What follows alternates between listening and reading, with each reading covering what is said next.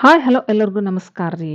ನಾವಿವತ್ತು ಉತ್ತರ ಕರ್ನಾಟಕದ ಭಾಗದಲ್ಲಿ ಎಳ್ಳು ಅಮಾವಾಸ್ಯೆಯನ್ನು ಯಾವ ರೀತಿ ಆಚರಣೆ ಮಾಡ್ತಾರಂತ ನೋಡೋಣ ಬರ್ರಿ. ಉತ್ತರ ಕರ್ನಾಟಕದಲ್ಲಿ ಎಳ್ಳು ಅಮಾವಾಸ್ಯೆ ಅಥವಾ ಗೌರಿ ಹುಣ್ಣಿಮೆ ದಿವಸ ಈ ರೀತಿ ಹೊಲದಲ್ಲಿ ಸಿಹಿ ಖಾದ್ಯಗಳನ್ನು ಮಾಡಿಕೊಂಡು ಬಂದು ಎಲ್ಲರೂ ಬಂದು ಹೊಲದಲ್ಲಿ ಈ ರೀತಿ ಪೂಜೆಯನ್ನು ಆಚರಣೆ ಮಾಡ್ತಾರೆ ನೋಡ್ರಿ.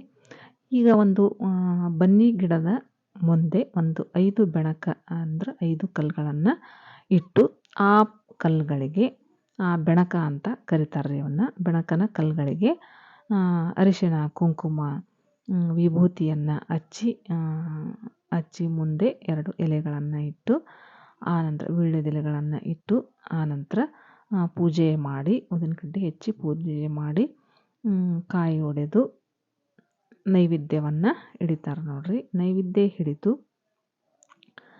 ಆ ನೈವೇದ್ಯ ಏನು ಮಾಡ್ತಾರಂತ ನೋಡೋಣ್ರಿ, ನೋಡ್ಕೊಂಬರೋನು ಬರ್ರಿ. ಈ ನೈವೇದ್ಯನ ಆ ದೇವರಿಗೆ ಸಲ್ಲಿಸಿ ಆ ನಂತರ ಆ ನೈವೇದ್ಯನ ನಾವು ಮಕ್ಕಳ ಕೈಯಲ್ಲೇ ಕೊಡ್ತೇವ್ರಿ ನೋಡ್ರಿ. ಈಗ ಮಕ್ಕಳು ಏನು ಮಾಡ್ತಾರಂದ್ರೆ ಅದನ್ನು ಆ ನೈವೇದ್ಯವನ್ನು ಹೊಲಕ್ಕೆ ಸಿಂಪಡಿಸ್ತಾರೆ ನೋಡ್ರಿ. ಸಿಂಪಡಿಸಿದ ನಂತರ ಈಗ ನೋಡ್ರಿ ನಮ್ಮ ಸಿಹಿ ಖಾದ್ಯಗಳು ರೆಡಿಯಾಗಿದ್ದಾವೆ ಇಲ್ಲಿ. ಈ ಸಿಹಿ ಖಾದ್ಯಗಳನ್ನು ಇಷ್ಟು ನೋಡ್ರಿ ಎಲ್ಲ ವೆರೈಟೀಸ್ಗಳನ್ನು ಹೊಲಕ್ಕೆ ತೊಗೊಂಡು ಬಂದು ಮನೆಯಲ್ಲಿರುವಂಥ ಯಾರಾದರೂ ರಿಲೇಷನ್ಸನ್ನು ಸಹಿತ ಕರ್ಕೊಂಡು ಬರ್ತಾರೆ ರೀ ಹೊಲಕ್ಕೆ. ಕರ್ಕೊಂಡು ಬಂದು ಒಂದು ಜಾತ್ರೆ ಹಬ್ಬವನ್ನು ಆಚರಣೆ ಮಾಡ್ದಂಗೆ ಈ ಅಮಾವಾಸ್ಯೆಯನ್ನು ಆಚರಣೆ ಮಾಡ್ತಾರೆ ರೀ. ಈಗ ನೋಡ್ರಿ ನಾವು ಮೊದಲಿಗೆ ಅಡುಗೆಯ ಪರಿಚಯವನ್ನು ಮಾಡ್ಕೊಳ್ಳೋಣ. ಈಗ ನೋಡ್ರಿ ಬಜ್ಜಿ ನೋಡ್ರಿ, ಇವು ಈರುಳ್ಳಿ ಬಜ್ಜಿ, ಆ ನಂತರ ಕರ್ಜಿಕಾಯಿಯನ್ನು ಮಾಡಿದ್ದಾರೆ.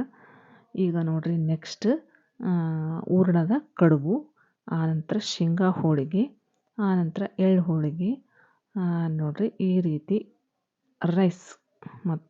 ರೈಸು, ಆನಂತರ ಬದನೆಕಾಯಿ ಪಲ್ಯ ನೋಡ್ರಿ. ಬದನೆಕಾಯಿ ಪಲ್ಯ, ಹಸಿ ತರಕಾರಿ, ಮಡಿಕೆ ಕಾಳು ಪಲ್ಯ, ಸಂಡಿಗೆ ಹಪ್ಪಳ,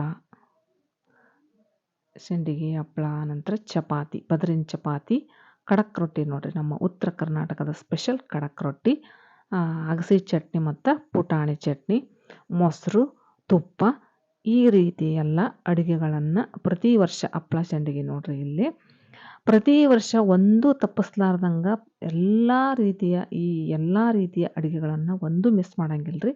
ಇಷ್ಟೆಲ್ಲ ಅಡುಗೆಗಳನ್ನು ವಿಧವಾದ ಅಡುಗೆಗಳನ್ನು ಮಾಡ್ಕೊಂಡು ಬಂದು ಇಲ್ಲಿ ಎಲ್ಲರೂ ಕೂತ್ಕೊಂಡು ಚೆಂದಾಗ ಊಟ ಮಾಡಿ ಖುಷಿಯಿಂದ ಬೀಗರು ರಿಲೇಷನ್ಸು ಯಾರ್ಯಾರನ್ನ ಎಲ್ಲರನ್ನೂ ಕರ್ಕೊಂಡು ಸಹಿತ ಇಲ್ಲಿ ಹೊಲಕ್ಕೆ ಕರ್ಕೊಂಡು ಬಂದು ಊಟ ಮಾಡುವಂತಹ ಸಂಭ್ರಮ ಸಡಗರ ಈ ಹಳ್ಳಿ ಜನರದ್ದು ನೋಡ್ರಿ.